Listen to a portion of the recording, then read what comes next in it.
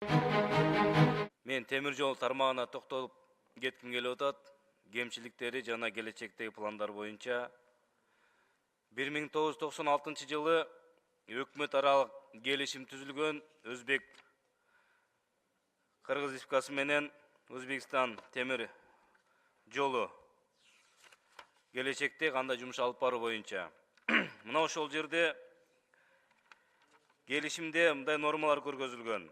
Эки тараптуу кандай бир вагондорду, жүк ташуучу, жөнөкөй жаран ташуучу вагондорду колдонууда льготтук тарифтер ар кандай жеңилдетилген тарифтер каралат деп.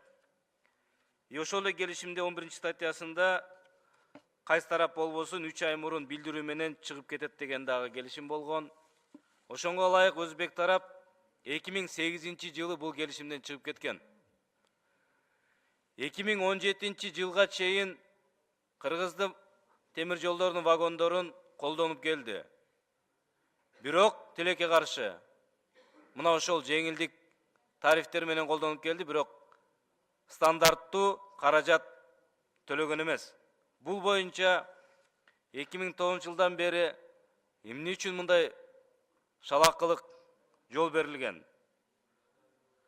Каражатын эсептеп көрсөк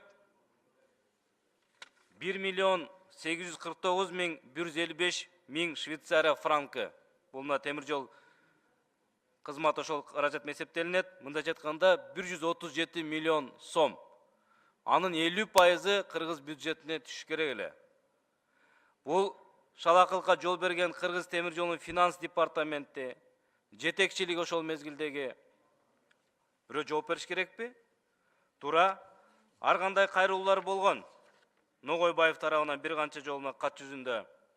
Бирок убагында аракет болбогондугун, убагында иш-чара чечилбегенден улам өзбек тарап бул каражатты төлөөдөн баш тартты. 137 миллиондон мындайча айтканда куржалак калды темир жол. Келечектеги пландар: Кара-Балта, Бишкек, Балыкчы, Каракол тез каттам темир жолун куруу боюнча техникалык экономикалык негиздеме иштеп чыкса. Биз карап чыктык. Өзбек мамлекети мына 344 километр Самарканд, Ташкент 225 миллион каражат коротуп темир жол курду.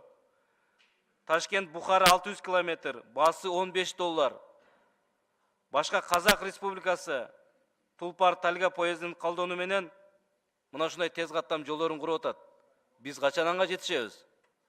Биздин өкмөт жок дегенде ТЭОны иштеп чыксын бул жылы.